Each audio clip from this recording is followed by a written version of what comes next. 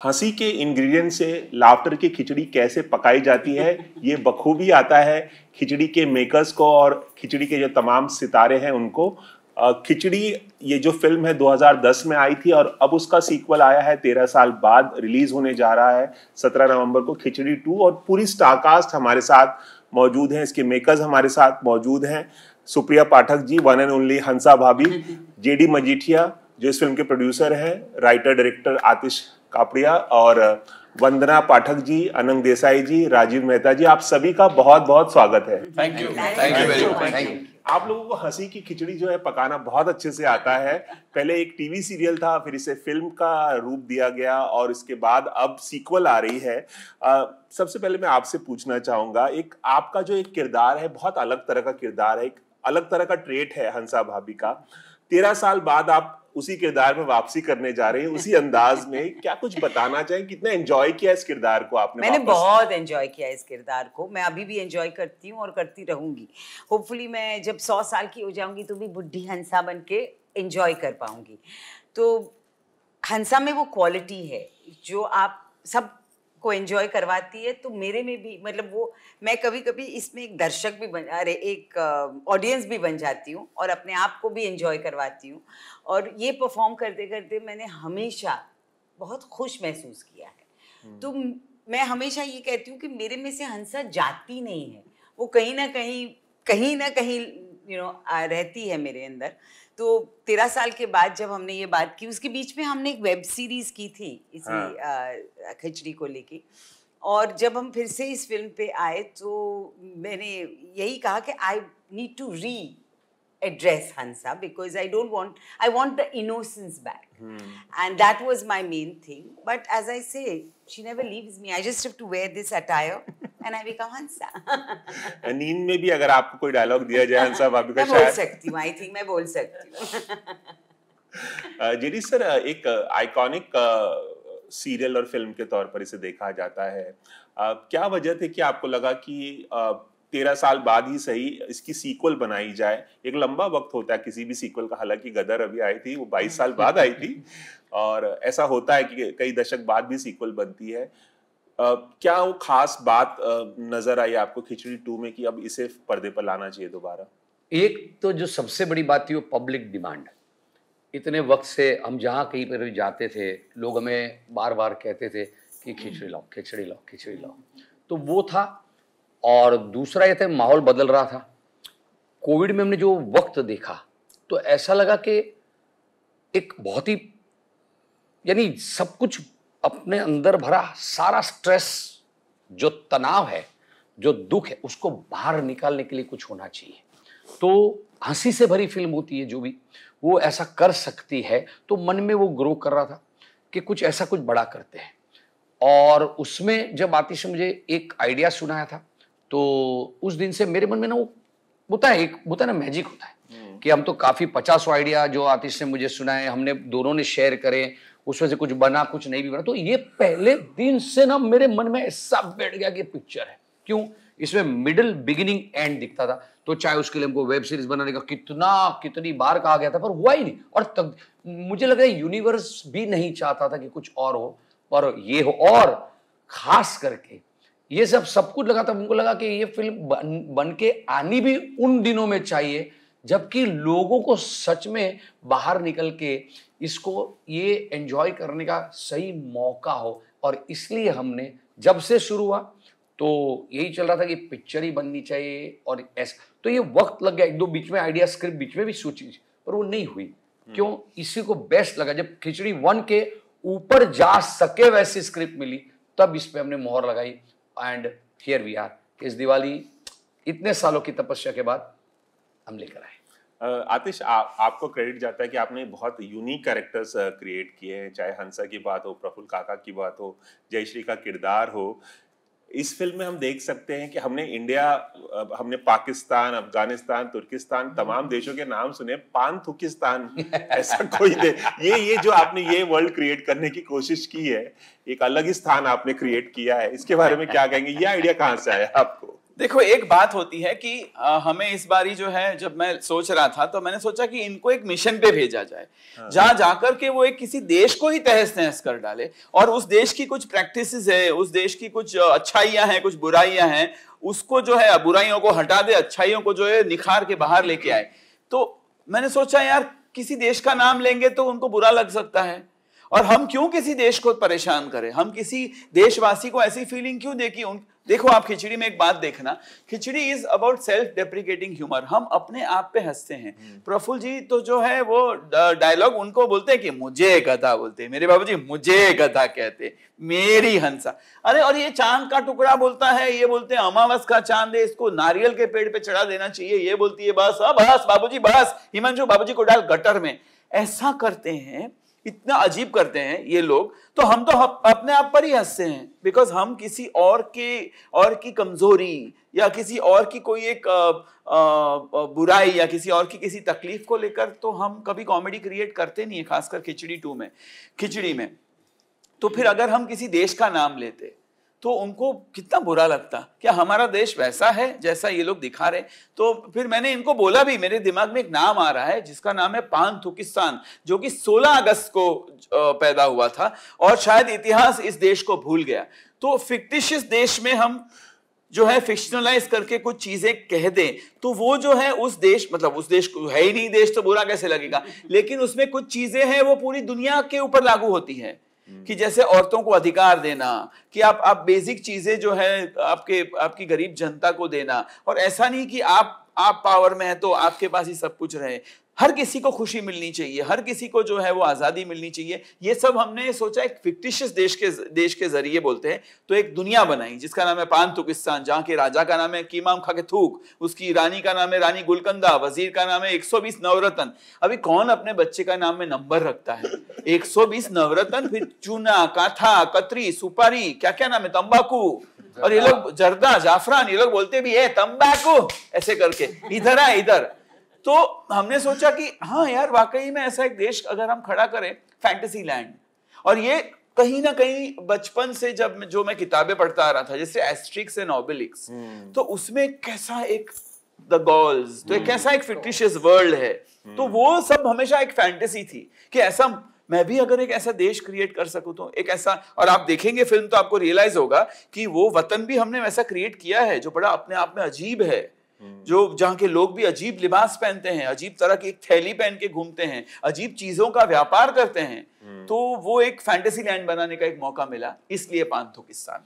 और एक ये भी थी कि सॉरी बिकॉज अभी तक हमने जो टीवी सीरीज बनाई वो घर में ज्यादा रही, वेब सीरीज बनाई घर में रही, खिचड़ी 1 जो मूवी बनी थी वो भी घर में काफी थी, परमिंदर घर में काफी थी। हमको एक बड़ा कैनवास चाहिए था क्योंकि एडवेंचर कॉमेडी है, बड़े पर्दे की कॉमेडी, तो उसके लिए हमको लगता था कुछ अनयूजुअल, खिचड़ी में जो अनयूजुअल नहीं दिखेगा लोगों को, तो शायद वो उस स्केल की जो हम बातें कर रहे वहां नहीं जा पाएगा। So we had to take it to that scale also in every aspect, thought को एंड रिजल्ट देने में, नॉट ओनली। अब पांथुकिस्तान में भी कुछ वीएफएक्स, और पांथुकिस्तान को देखेंगे तो आपको तब पता चलेगा। वंदना मैम, आप भी इस फिल्म का और इस सीरीज का जो शो था उसका एक अटूट हिस्सा है। ये जो फन राइड है, जो हेलीकॉप्टर राइड से लेके जो शूटिंग की पूरी फन राइड थी, उसे आप कैसे डिस्क्राइब करना चाहेंगे आप? ये जो है वो तो मतलब आपने टीजर में या ट्रेलर में भी देखा होगा कि मैं क्या बोलते हैं वो नीचे पैराशूट से नीचे हम लोग उतर रहे हैं, जो क्रैश लैंडिंग हुई है वो उसमें। So we have done all sorts of things इस फिल्म में। और अगर मैं जयश्री का किरदार, ये जो हेलीकॉप्टर में वगैरह, तो वो शी इज द सेम, मतलब कोई हेलीकॉप्टर के अंदर कुछ खाना वाना बना सकता है क्या? But Jayshree can do, she can do, या कहीं से वायर तोड़ा होगा, वहां से जल लगा दिया होगा, मिक्सर कुकर ये वो सब चालू कर दिया होगा। सो ना it has been actually roller coaster fun ride. वो भी बताओ ना, क्रैश हो रहा है हेलीकॉप्टर, उसकी माँ को फोन करती है वो।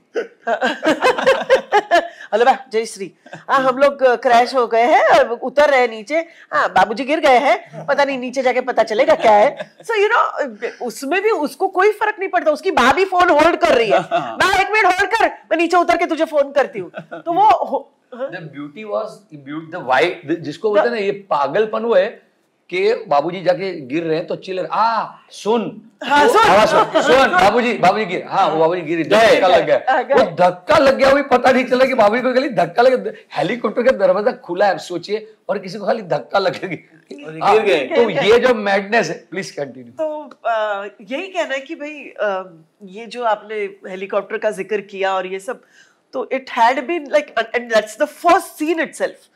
सो जिस तरह से शुरू होती है फिल्म, वो एक्चुअली स्प्लिट्स में रख देगी ऑडियंस को, एंड डेफिनेटली उनको बहुत बहुत पसंद आएगी। मैं जानना चाहूंगा अनंत सर, आपने बाबूजी के तौर पर कितना एंजॉय किया अपने किरदार को, और आपका क्या नया अंदाज इसमें देखने को मिलेगा? वो ह्यूमर तो दिख रहा है हमें ट्रेलर और टीजर के जरिए, लेकिन और क्या कुछ आपकी तरफ से नजर आने वाला है? बहुत मज़ा किया मैंने इस रोल में, जब से शुरू हुआ तब से। खिचड़ी सीरियल बना, फिर वेब सीरीज़ बना, पहली फिल्म बना, ये खिचड़ी 2 बनी, बड़े कैनवास पर बनी है, तो बहुत हमारा मज़ा भी और बड़ा हो गया, ज़्यादा हो गया, तो बहुत मज़ा आ रहा है। और ये रोल करने में मुझे हमेशा बहुत मज़ा आया है, और आप बहुत मज़े से फिल्म को सब देखेंगे, बहुत हंसेंगे, ये हम सब आपको वादा करते हैं। राजेश सर, कभी आपने कभी सोचा था कि एक ऐसे देश का महाराजा बनने का मौका आपको मिलेगा, पांथुकिस्तान? बिल्कुल नहीं। और इतनी अजीब अजीब हरकतें करने का? बिल्कुल नहीं। मुझे लगता है कभी हमने सोचा नहीं था कि ऐसा राजा होगा एक देश का जैसा ये। तानाशाह जो दिखाया है वो बिल्कुल विपरीत है प्रफुल्ल का, मतलब शहनशाह जो दिखाया है वो, और काफी वर्क करना पड़ा शहनशाह के लिए। वो जो जिस तरह का वो विचित्र प्रकार का, वो विचित्र किस्म का राजा है वो। तानाशाह तो है ही, लेकिन कुछ बददिमाग और कुछ अब नॉर्मल है वो। And that is why I was highly dependent on Aatish कि कैसे वर्कआउट करेंगे ये वो शूट के दौरान तो किया हो सका उतना, बाद में डबिंग में भी I worked out and I think it has come out well. मैं आपसे जानना चाहूंगा कि जब पहली बार आपने हंसा का किरदार सीरियल में निभाया था, और जो लहजा आपको दिया गया था, जो अटायर आपको दिया गया था, जो अंदाज अपनाने के लिए कहा गया था, वो उस वक्त आपके मन में क्या चल रहा था? क्योंकि उससे पहले आपने किया नहीं था ये किरदार, और पहला मौका था, तो वो किसी तरह का एप्रीहेंशन था आपके मन में कि मैं कर पाऊंगी नहीं कर पाऊंगी, या आपने बहुत आसानी से? नहीं, आसान तो कुछ नहीं होता, लेकिन एप्रीहेंशन नहीं था जितना एक्साइटमेंट था। मेरे हिसाब से ये कैरेक्टर करने का एक एक्साइटमेंट बहुत था। और आतिश और मैंने काफ़ी बात की थी इसके बारे में। आतिश ने मुझे बताया था वो क्या सोचता है इस कैरेक्टर को लेके। मुझे इनिशियली तो लगा था कि ऐसा कोई कैरेक्टर है ही नहीं, तो मैंने मतलब क्रिएट ही करना है और किसी के दिमाग में है ये कैरेक्टर। पर आतिश ने जब मुझे बताया कि नहीं ऐसे लोग वाकई है दुनिया में, तो मैंने कहा हंसा जैसे लोग हैं, तो मैं फिर कहीं ना कहीं लोगों को ऑब्जर्व करने लगी जिनको मैं मिलती थी, और मुझे रियलाइज़ हुआ कि हाँ काफ़ी बेवकूफ तो नहीं कहना चाहूंगी, भोले मासूमियत, हाँ, भोले और अनयूजुअल किस्म के लोग होते हैं, बहुत अनयूजुअल हरकतें करते हैं। तो ऐसी चीज़ों में तो मैंने अपने अंदर वो सोचने के साथ साथ मैंने जब ऑब्जर्व करना सीखा, तो जब आतिश ने कहा कि वो बैठी रहती है, वो बहुत, she is not an active person. हमने इनिशियली आई रिमेंबर पहले एपिसोड में इसको ऐसे झूलते हुए एक वॉक दी थी, पर वो वॉक बहुत स्लो थी। तो वो बिकॉज हमने रियलाइज़ किया कि वो इतना गहना और इतना से पहन के जाती है, तो वो बहुत धीरे धीरे चले लहराती है, तो लहराती है वो चलते। फिर मुझे रियलाइज हुआ कि ये तो बहुत बोरिंग हो जाएगा, वहां तक पहुंचने में इसको आधा घंटा लग जाता है, सीरियल क्या देखेंगे, तो आतिश को काटना पड़ेगा बीच में से। तो मैंने उसको मैंने वर्कआउट किया कि वो बैठे बैठे लहराती है, तो हर एक चीज ऐसे वो अब लहराती जरूर है लेकिन बैठे बैठे। तो आतिश ने कहा इसको बिठाए रखो, कहीं जाने ही मत दो। तो इस तरह से करते करते धीरे धीरे ये कैरेक्टर इवॉल्व हुआ मेरे लिए। और पर हाँ, छोटी छोटी बातें सोचना, उसमें जैसे मैं आई थिंक मैंने कभी अपनी लाइफ में इससे पहले किसी भी ड्रेस डिज़ाइनर या कॉस्ट्यूम डिज़ाइनर के साथ कोई लड़ाई नहीं की, कभी मैं अपसेट नहीं हुई। मुझे जो कपड़े देते थे मैं कैरेक्टर के हिसाब से पहन लेती थी। मुझे कोई इसमें जब हमने पहली खिचड़ी शुरू की तब मैं ड्रेस डिज़ाइनर के साथ सबसे ज़्यादा लड़ी हूँ, क्योंकि मैंने कहा ये औरत, जब मुझे बताया गया कि इसका ब्रीफ है कि ये तैयार होके बैठती है, तो मैं क्यों अनकोऑर्डिनेटेड चीज़ें पहनूंगी। मैंने इस बार भी जब हमने खिचड़ी 2 की, मैंने जब मेरे कॉस्ट्यूम डिज़ाइनर हैं उनके साथ पहली मीटिंग की, मैंने कहा कुछ भी इस ब्लाउज का इसके साथ, इसकी साड़ी इसके साथ कुछ नहीं होगा, परफेक्ट मुझे चाहिए कि हर एक चीज़ अगर वो सेट पहनेगी तो वो परफेक्ट सेट पहनेगी। ये इयररिंग और इस हार के साथ कोई कॉम्बिनेशंस नहीं होंगे। तो मेरे लिए वो बहुत इंपॉर्टेंट था। मुझे डायलॉग वायलॉग का कोई इंटरेस्ट नहीं था। मैं ज्यादातर अपने कपड़े कैसे हैं, लुक कैसा है, उसी में। और मेरे गजरे, जो मेरे गजरे थे, मुझे लगता है पहले एपिसोड से लेके अब तक जब हमने खिचड़ी 2 बनाई, मेरे प्रोडक्शन वाले सिर्फ गजरों के पीछे भागा प्रोडक्शन में करते जो था हमारा विश्वजीत, वो ये नहीं दिख रहा था कैमरा आया कि नहीं कैमरा सुबह। जाने दो, गजरा आया कि नहीं? मैडम का गजरा आया कि नहीं, कैमरे के बगैर हो जाएगा एक बार शूट, पर गजरे के बगैर नहीं होगा। पहली बार सुप्रिया जी, आमतौर पे बहुत सारी हीरोइन जो करती है ना, वैसा इस बार इनको करना पड़ा कि कपड़े में ही ध्यान दो, डायलॉग वायलॉग तो ठीक है। और इस बार जब खिचड़ी 2 का हम लोग भुज गए थे, वहां पे हमने शूट किया, बहुत बहुत ही सुंदर सीक्वेंस था। तो मैं वहां पहुंची तो मुझे बताया गया कि यहाँ गजरे नहीं मिलते। मैंने कहा जाने दो, फिर शूटिंग नहीं हो सकती गजरे के बगैर। तो गजरा लगा के भी नहीं हो सकती। उसके बाद उन्होंने सबने मुझे, मेरी जो है मेरी बेटी जैसी है वो मैत्री, उसने मुझे एक्चुअली कहा मैम ये लग रहे हैं आपको। मैंने कहा स्मेल नहीं आ रही है, तो उसने परफ्यूम डाला मेरे बालों में। हाँ, मैंने कहा हाँ अब मैं कर सकती हूँ, चलो तुम भुज का सीजन करो। तो हमारे शेड्यूल ऐसे। I think that was what Hansa was for me. जब पहली दफा आपने ये किरदार निभाया था और जब सीरियल आप लगातार करे, तब आपने सोचा था ये किरदार इतना आइकॉनिक हो जाएगा कि लोग आपको हंसा भाभी से ज्यादा पहचानेंगे? मतलब सुप्रिया पाठक के तौर पे आपकी पहचान तो है ही, हाँ जी, लेकिन हंसा भी एक आपकी एक ऑल्टरनेट पहचान। ऑल्टरनेट ईगो है मेरा। नहीं, ऐसा कभी सोचा नहीं था। ऑनेस्टली मैं बताऊं, हमने जब शुरू किया था तो हम सिर्फ एक ऑनेस्ट प्रोडक्ट लाने की कोशिश कर रहे थे, एक इंटरेस्टिंग कहानी लाने की कोशिश कर रहे थे। हम जो उस टाइम पे टेलीविज़न में चल रहा था उससे विपरीत जाने की कोशिश कर रहे थे। हम सारे नॉर्म्स ब्रेक करने की कोशिश कर रहे थे। हमारा सबका यही पर्पस था कि हम एक हेल्दी फैमिली एंटरटेनमेंट लाएं। और वो हमें ये नहीं रियलाइज़ हुआ उस काफ़ी हद तक कि ये इतना लोगों को प्रिय हो सकता है। और मैं बहुत थैंकफुल हूँ अपने ऑडियंस के लिए कि वो वाकई हमारी खिचड़ी को बहुत सराहते हैं और बहुत प्यार करते हैं हमसे, हम सब से। And we really thank you all. जैसे कि मैम ने तो बताया कि अगर गजरा नहीं है या कोई हार नहीं है या ड्रेस प्रॉपर नहीं है तो शूटिंग नहीं हो सकती। ऐसे कुछ आप लोग और किससे सुनाना चाहेंगे? सेट की शूटिंग के दौरान कुछ विचित्र चीजें हुई हो या कोई मजेदार घटना कुछ बताना चाहेंगे? बहुत सारी है। एक छोटी बात, जब इन्होंने गजरे की बात की, तो ये जो है ये सीजन में मैं भी पहले कोई ऐसे बहुत ध्यान नहीं देता, जैसे हिमांशु इस कैरेक्टर का कपड़ा, अच्छा ये है ऐसा पहनेगा, कुर्ता, अच्छा शॉर्ट कुर्ता, चलो जीन्स दो, क्यों जीन्स के ऊपर कुछ भी चला जाता था। तो काम में फिर थोड़ा हो ना, लोगों को ऐसे कि हिमांशु की तारीफ हुई, वो तो खिचड़ी द मूवी आई, तो थोड़ा ना वो एक्टर अपने अंदर का एक्टर जागा कि एक मिनट प्रोडक्शन में ये चीजों में भी एज एन एक्टर भी ध्यान दो। तो फिर एक हेयर स्टाइलिस्ट आता है, मेकअप से, और एक ना मैंने ये देखो, ये एक कान में ना कोऑर्डिनेटेड शुरू किया इस फिल्म में कि ना बराबर जरा कोऑर्डिनेटेड होना चाहिए। तो जब नहीं मिलता है ना तो मुझे बड़ा, अरे नहीं अरे इससे क्या फर्क पड़ेगा, कोई देखता नहीं है दूर से, इतनी छोटी बात अच्छा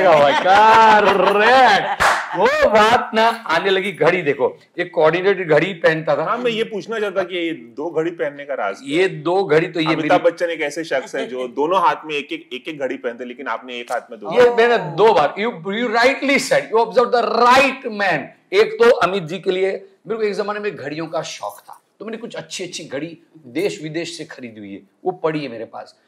तो अमित जी को मैं देखता हूँ, वाह अमित जी पहन सकते हैं 2 घड़ी, उनका पर्सनालिटी है। बीच में मैंने क्या, कोविड आया ना, तो घड़ी पहनने की जरूरत नहीं पड़ी, घड़ी ऐसे बड़ी, तो कुछ बड़ी बड़ी घड़ियां बिगड़ गई। हाँ। और उसमें सेल और ये, हाँ, एंड अरे जी जल गया कि ये घड़ी अभी यार इसमें ये नहीं, तो मैंने बोला 2 पहनते क्यों, जब से ये आई वॉच आई है तो वो तो अपने फोन के साथ कनेक्टेड, मीटिंग में देखने, अभी भी 2 मैसेज देख लिए ऐसे इंटरव्यू में कि अच्छा, तो वो तो जरूरी थी। और ये घड़ियों का क्या करेंगे, वो सारी कोऑर्डिनेटेड वॉच है, अलग कलर अलग कॉस्ट्यूम के साथ, तो मैंने बीच में 2 घड़ियां पहनना शुरू किया था। मैं इसी नॉर्मल है, एक हाथ खाली है, 2 और पहन सकते हैं, अब 4 हो गए। नहीं क्या है आजकल, ये क्या है ना, एक सेकंड, इसका ना ये घड़ी वाला नहीं है हाथ, घड़ी वाला हाथ ये तो बैंगल जैसा लगेगा, वो नहीं करना चाहता मैं।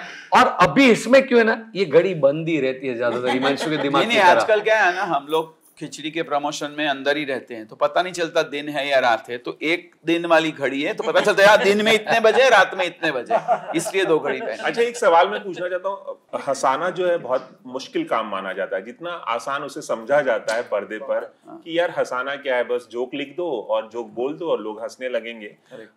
उससे इतर मैं ये पूछना चाहूंगा कि रियल लाइफ में आप सभी में से सबसे शरारती कौन है? सभी है, आतिश himself, I am sure। सब राजीव बहुत झूठ, अभी मैं बीच में बोला 2 दिन से मैं बोल नहीं रहा हूँ कि राजीव ने मुझे तो मेरी मस्ती बहुत करता है इंटरव्यू, इसलिए मैंने बंद कर दिया, तो नहीं देखा तूने, मैंने 2 दिन से कुछ नहीं किया, पर एक से बढ़कर है। मुझे लगता है सबसे कम अगर शरारती है तो अनंग जी है, और सुप्रिया जी फिर 2nd नंबर पे है। पर सबसे ज्यादा कौन? राजीव सर? नहीं, उसमें तो तीनों के नंबर लग सकते, मेरे, आतिश के और राजीव के। मैं शरारती नहीं हूँ, लेकिन हाँ। मैं मुझे ना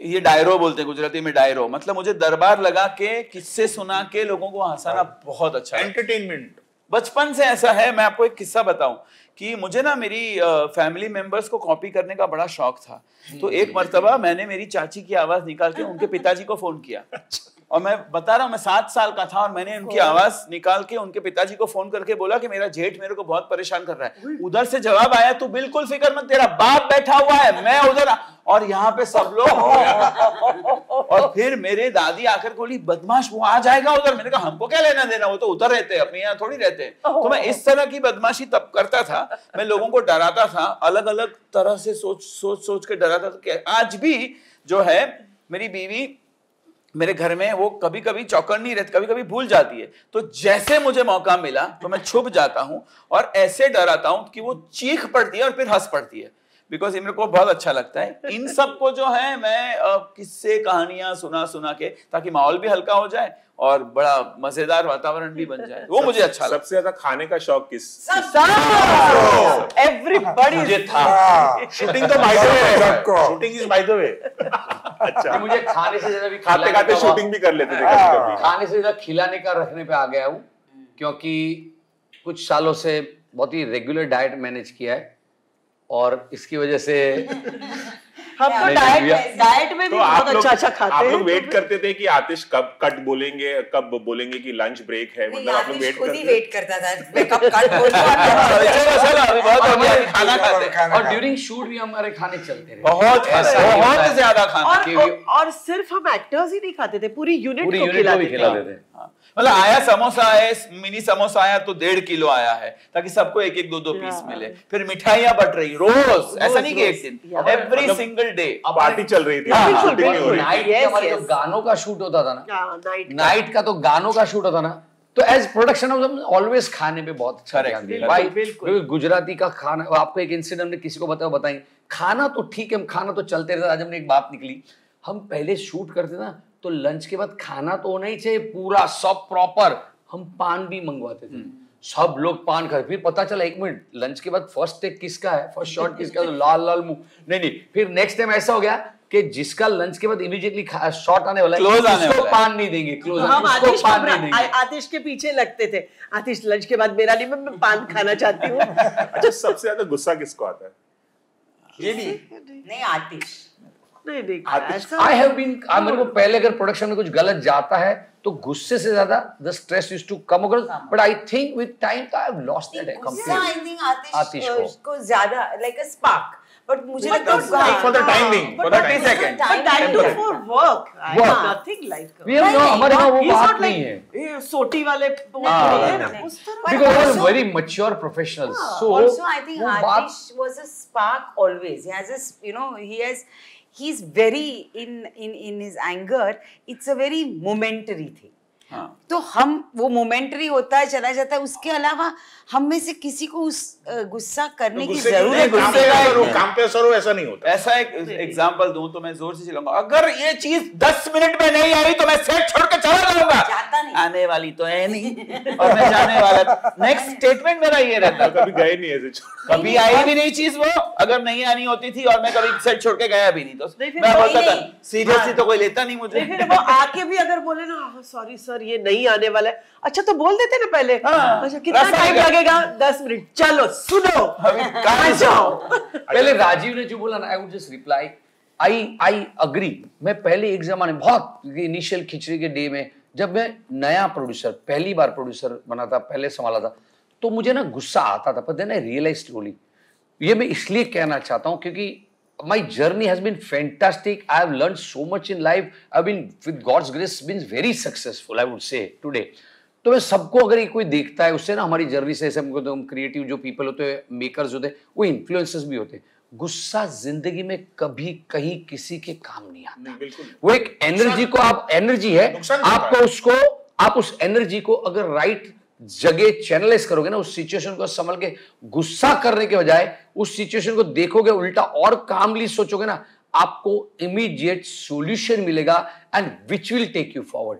तो बिकॉज वरना प्रोडक्शन, इतने डेली के प्रोडक्शन करना, तो आप दिन में 24 घंटा गुस्से में रहिए, पर वो कभी काम नहीं आता। बस एक सवाल और, क्योंकि फिल्म का नाम खिचड़ी है, खिचड़ी 2 है, तो खिचड़ी किसकी फेवरेट है? कौन खाना सबसे ज्यादा पसंद करता है? सब मैं नहीं।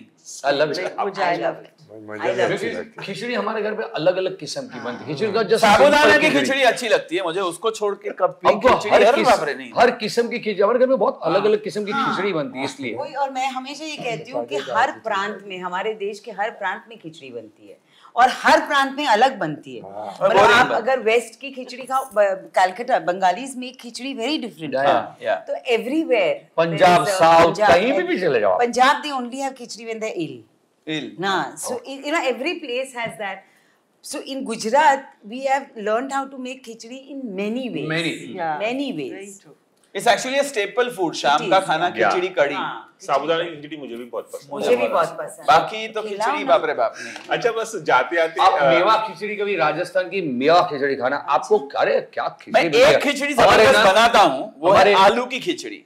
हमारे ना हाँ, जबरदस्त हाँ, बनाते हैं। हमारे कुछ रिलेटिव्स हैं जो राजस्थान को, जयपुर को वहां बिलोंग करते हैं, उनके वहां की मेवा खिचड़ी होती है ना, वो अजीब माइंड ब्लोइंग खिचड़ी होती है। तो राजस्थान हैज अनबिलीवेबल मेवा खिचड़ी, इट नमकीन स्वीट मिक्स होती है, आपको बहुत मजा आएगा। अच्छा, जाते जाते मैं एक रिक्वेस्ट करना चाहूंगा सुप्रिया जी आपसे, अगर हंसा भाभी लोगों को ये सिनेमैटिक खिचड़ी खाने के लिए बुलावा दे, सिनेमा घरों में आने के लिए, तो वो किस अंदाज में, हंसा भाभी के स्टाइल में, किस तरह से आप इनवाइट करना चाहेंगी दर्शकों को कि वो आए और इस खिचड़ी का लुत्फ उठाए? हेलो, हाउ आर, खाना खा के जाना हो?